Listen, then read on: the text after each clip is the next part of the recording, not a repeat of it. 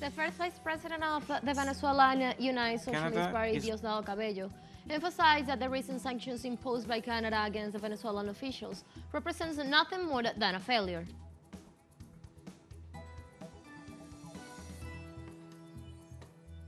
In Ecuador, the government said that Thursday will be the last day without power supply after almost 3 months of power outages.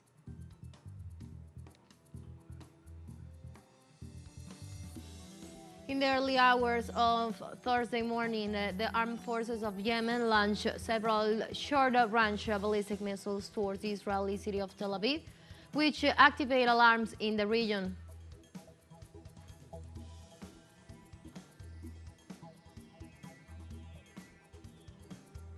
Hello and welcome to From the South. I'm Ana Marrero from the teleSUR headquarters in Caracas, Venezuela. We begin with the news. Stay with us.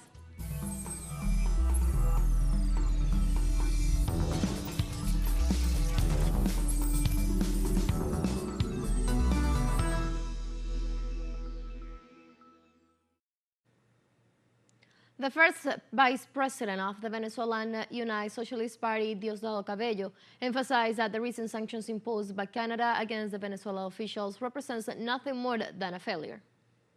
Canadá impone nuevas sanciones contra funcionarios venezolanos. Canada imposes new sanctions against Venezuelan officials.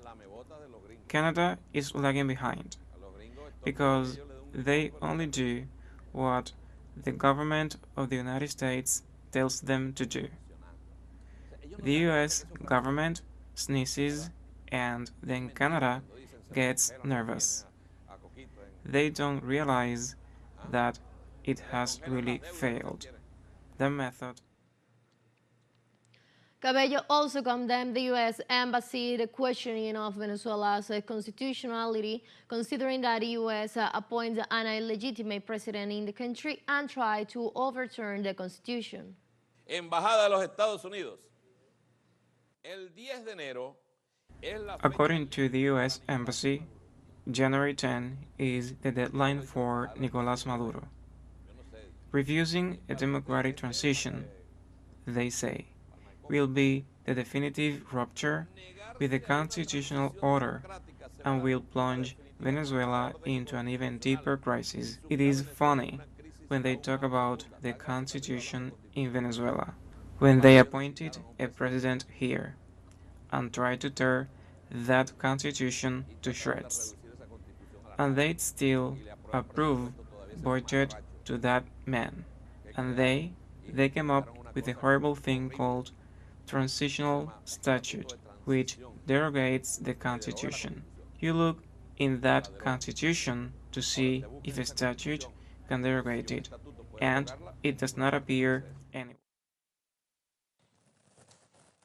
Última hora. Alberto Ronio, última hora. Last minute.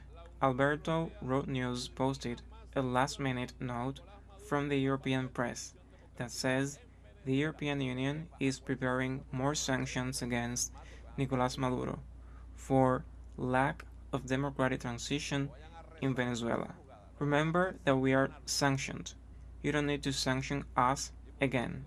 You will make a fool of yourselves. Yes, because they might try to do it. What happens is that the United States has taken some new sanctions and they go after the United States. They do whatever the United States government says. They don't even think that the people who decided to impose the sanctions are going to live. 10 days after Nicolás Maduro and his people are sworn in, the President of the United States is sworn in. Exactly 10 days later.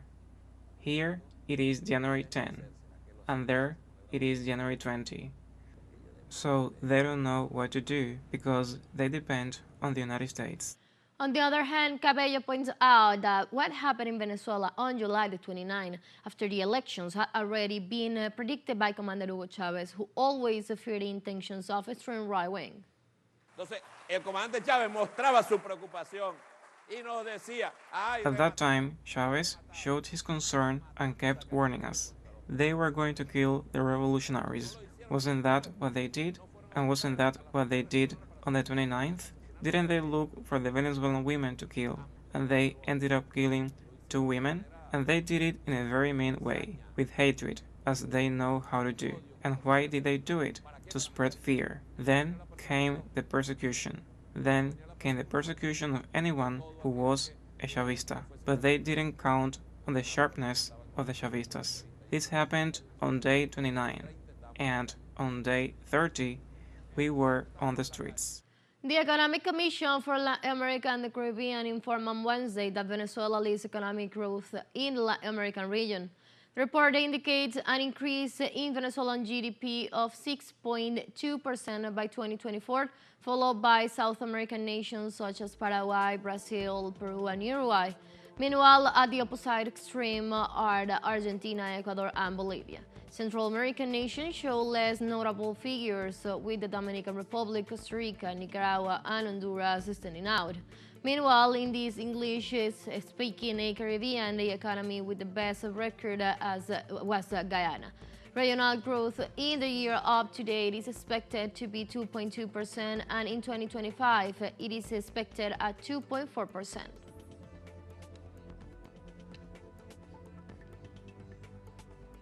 Members of various social organizations gathered in the Murillo Square to celebrate the date of the democratic and cultural revolution. In celebration of the first electoral victory of the movement to socialism in 2005, groups of citizens gathered in La Paz City, the Bolivian capital. The date commemorates the social and historical struggle of farmers, indigenous, and intercultural organizations for a better future. This great mobilization takes place within the framework of a call made by mass boards of directors to the Bolivian people. Let's take a very first break, but remember you can join us on our TikTok account as teleSUR English, where you'll be able to see news in different formats, news updates, and more. Stay tuned for more news.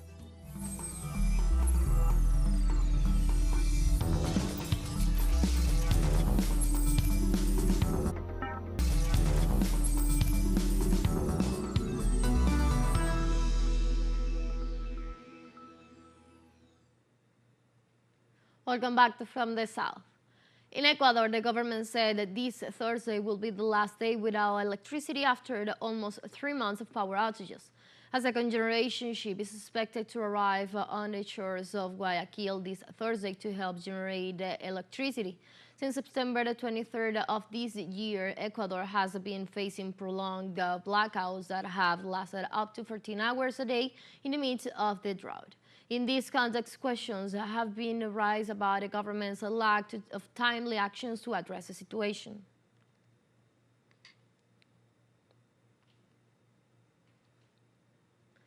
The Argentine State Workers Association called for a mobilization and rejection of the massive layoff carried out by the administration of Javier Milei. Through a communique, the union states that the demonstration will begin at 11 a.m. local time in Buenos Aires, in vicinity of the Ministry of Justice, to demand that more than 2,400 dismissals considered by the government entity has as irregular in previous days, after the Minister of Justice signed a resolution to dismiss almost half of the personnel worker in the entity, which also includes the funding of the cooperation funds of the system of law and agreements.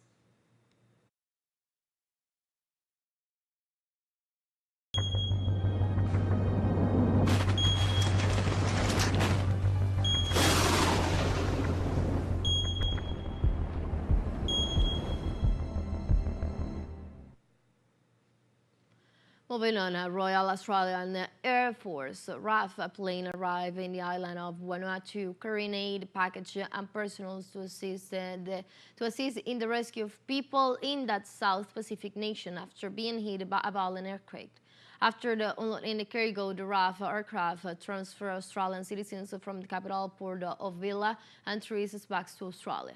The earthquake left over 200 people injured and 9 deaths at a central hospital. In addition, after the severe damage caused by the quake to the reservoirs, the capital city was left without water supplies.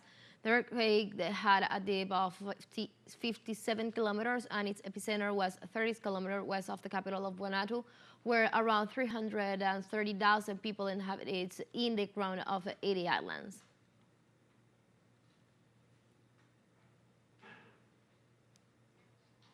The French government declared on Wednesday a state of exceptional natural calamity in the Mayotte archipelago after the passage of Cyclone Chido, which left 31 deaths and 45 injured.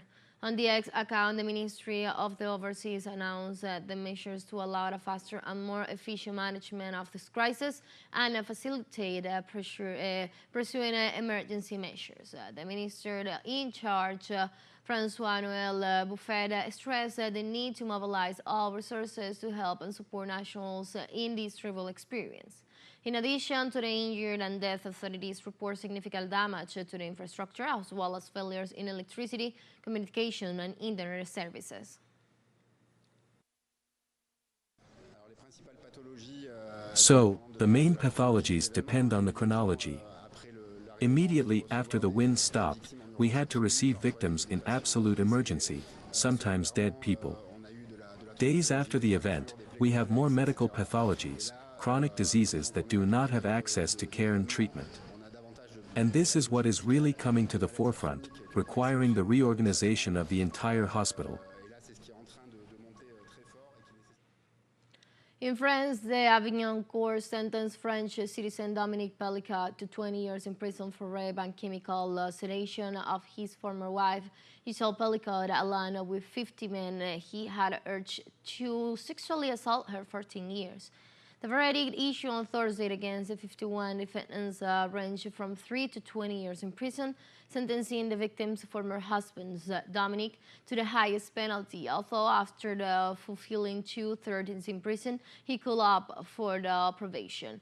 It is worth to remark that defendants with the lesser punishments shall not be imprisoned, and although all of them were charged with different crimes, the sentence handed down were less than what the prosecutions requested. Let's take our last break, but before we invite you to visit our YouTube channel at teleSUR English, where you'll be able to watch on interviews, sub-stories, special broadcasts, and more. Hit the subscribe button and active the notification bell to stay up to date on the world's most recent events. We'll financial break, don't go away.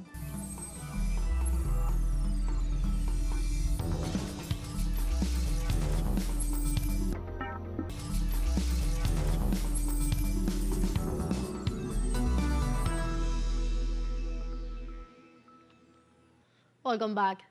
In Russia, President Vladimir Putin held a press conference with national and foreign journalists to give an assessment of the results achieved by his government during the year 2024. The head of state commented that in the context of the conflict against Ukraine, the situation is changing dramatically, assuring that every day the Russian fighters are recovering square kilometers of territory. On the other hand, Putin said he doesn't know whether the US understood correctly the recent changes in the Russian Federation's nuclear doctrine. This after a change that states that a massive attack on the country, including with cruise missiles and drones, could generate a nuclear response. On the other hand, the president explained that the Russian economy has remained stable despite external threats growing by approximately 8% in the last 2 years. This is just about a formal and legal issue. They can arrange it as they please it inside Ukraine. But if we ever get to the point of signing the agreements, we will be able to sign only with the legitimate representatives of authorities. Russian President Vladimir Putin condemned Israel's occupation of Syrian territories and the sending of more troops. Russia condemns the occupation of any Syrian territory. Our position on this is obvious and is not subject to change. We hope that someday Israel will withdraw from the territories of Syria, but now it is bringing there more troops.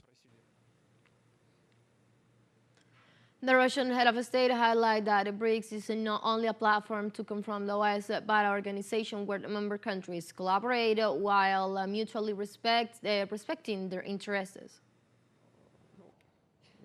The BRICS group is not only a tool to counteract the West. We are not working against anyone. We are working for our interests, for the BRICS member countries' interests. We are not creating any confrontational agenda within the framework of the BRICS.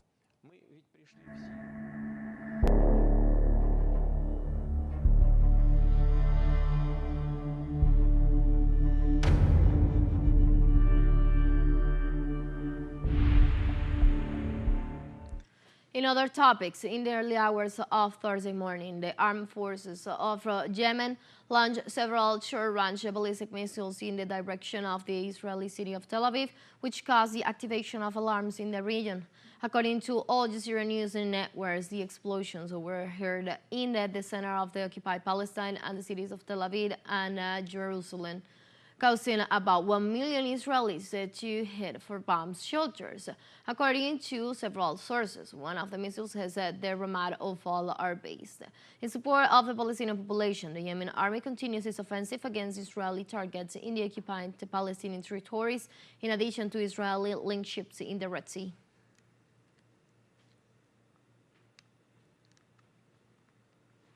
A Palestinian woman released from an Israeli prison denounced the torture she suffered during her kidnapping in southern Gaza by the occupation forces. The woman, identified as Kolud Hanoned, had been kidnapped by the Israeli genocidal forces on a raid against the Al-Hali Bat-Shib's hospital in southern Gaza. The Palestinian said that inmates suffer tortures in Israeli prisons. In addition, she added they are constantly transferring from one camp to another where they are abused, eaten, and deprived of their basic rights. In this regard, the Commission for Prisoners and Ex-Prisoners Affairs and the Palestinian Prisoners Club have further denounced that Israel has been using tortures and humiliations against Palestinian detainees since the onset of the genocide.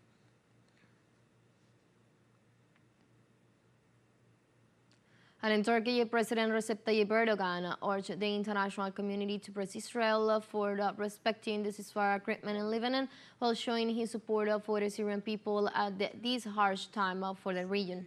On an official ceremony, the Turkish head of state warmly welcomed the Prime Minister of Lebanon, Najib Mikati, expressing his solidarity with the Lebanese situation. Likewise, on a press briefing, Erdogan stated that both nations will collaborate to support Syria, his neighboring country. Meanwhile, the Lebanese Prime Minister underscored his country continues to suffer the aftermath of the Israeli aggressive offensive. On the issue of Syria, Mikati assured that the joint work with the Turkish government will aim at ensuring the strength of relations amongst the three countries, grounded on mutual respect and good neighbor lines.